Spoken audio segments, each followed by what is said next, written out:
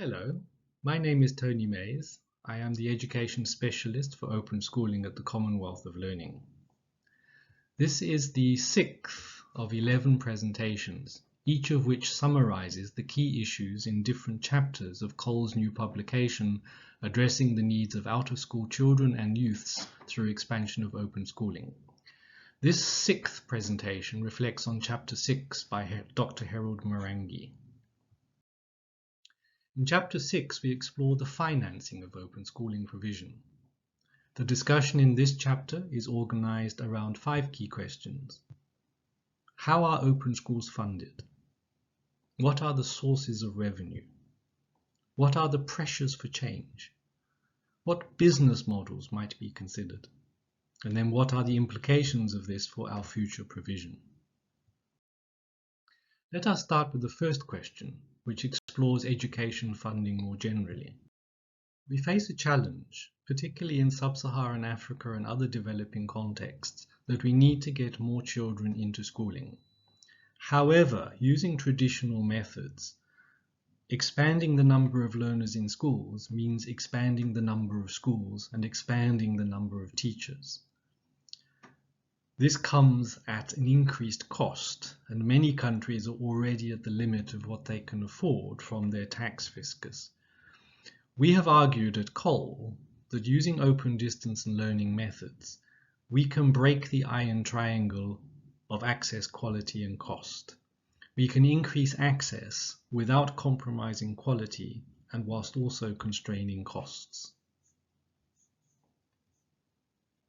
As discussed in Chapter 5, 4 useful lenses for thinking about our work are fitness of purpose. Are we doing the right things?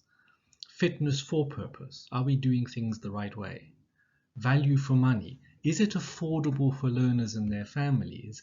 And is it sustainable for the providers? And then transformation. Does the expenditure make a difference? 4 core funding models are normal budget negotiations, budgetary framework documents, service level agreements, and funding formulas.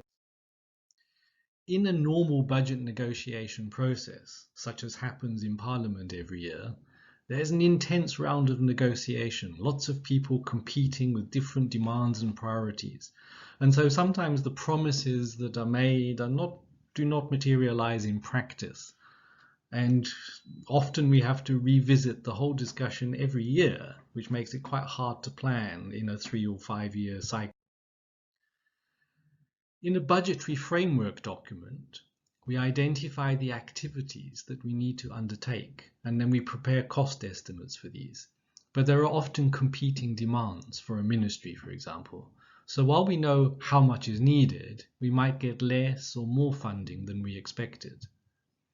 We therefore need to prioritize, maybe do more of one activity and less of another activity, depending on what funding we actually receive. Another way of working is by having an agreed funding formula. We start by agreeing on the principles for funding. For example, that we will work with full-time equivalent units, since ODL students often do not take a full curriculum. We then need to think about what data we will plug into the agreed formula. Input-based funding, where we focus on the number of learners enrolled, may lead to an emphasis on enrollment over quality, leading possibly to lower retention, pass rates, and progression. Output-based funding, where we look at funding linked to the number of graduates, may close opportunities because institutions might then restrict enrollment only to those learners with the strongest chance of success. In some cases, we can use service level agreements.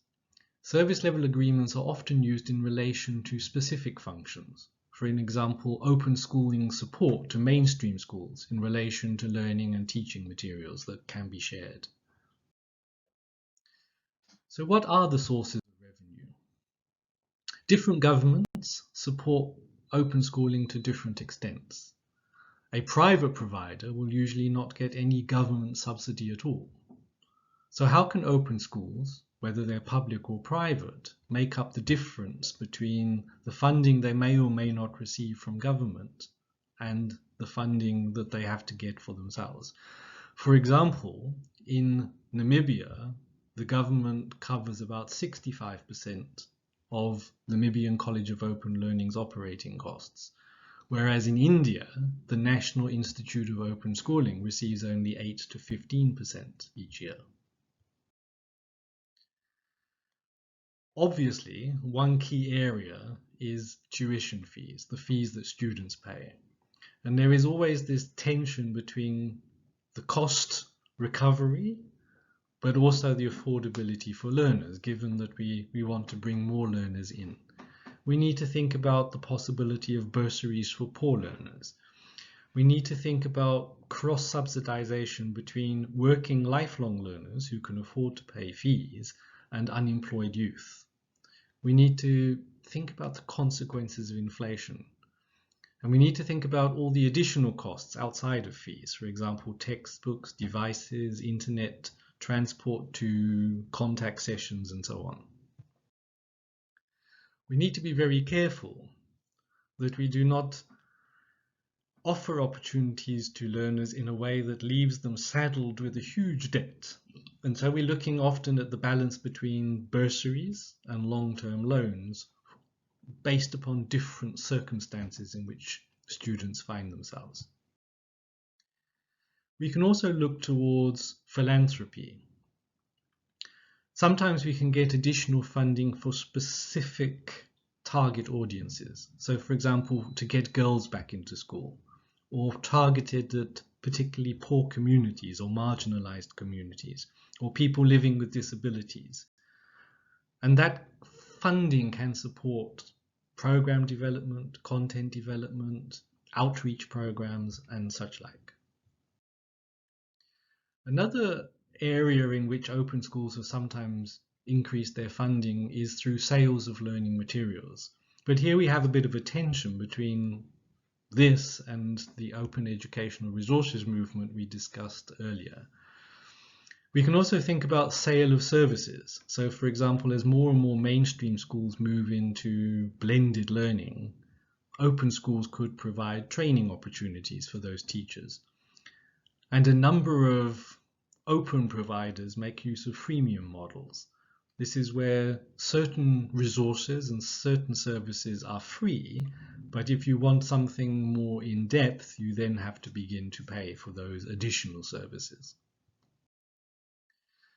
So what are the pressures for change in the funding environment? So what are the pressures for change on funding in open schooling? Clearly, the digital divide is a big issue. We see growing pressure to move digitally and online. A greater variety of resources is needed to suit different learning needs, but the costs of devices, internet, systems, and training need to be taken into account. Increasingly, we look towards collaborations and partnerships to support common goals by combining different strengths and resources across institutions and role players. This then makes us revisit the notion of what our business models are. Different models are needed for different contexts. For example, the National Institute of Open Schooling in India is huge, with over 4 million students over the last 5 years, and it works in a lot of different areas and a lot of different contexts. In Namibia and Zambia, open schooling is offered in similar contexts, and there are some similar and some different ways of working because of the differences in those contexts. And so all of that needs to fit into your business model, where you need to think about issues like who are your key partners? What is your cost structure? What are the key activities that you will be involved in? What are the key resources you need? What licensing conditions will you have in place? What is your value proposition? What value do you add? How do you contribute to social good? How do you maintain relationships with your customers and stakeholders? What are your channels of communication and delivery? Who are your customers? Who are your clients? And what are your revenue streams linked to all of these activities? And all of this needs to cohere into a business model. So what are the implications of this for our own future provision? After you've read chapter 6, we suggest that it would be useful to discuss questions like the following. What model of financing is appropriate for your context? What sources of revenue are available to support open schooling in your context? What pressures are influencing schooling provision? What might be an appropriate business model for your own context? And what could we include in a business plan for open schooling? As with all core resources, this presentation is available under a CC BY SA license and can be freely used and reused. We thank you for your time and we look forward to the discussions.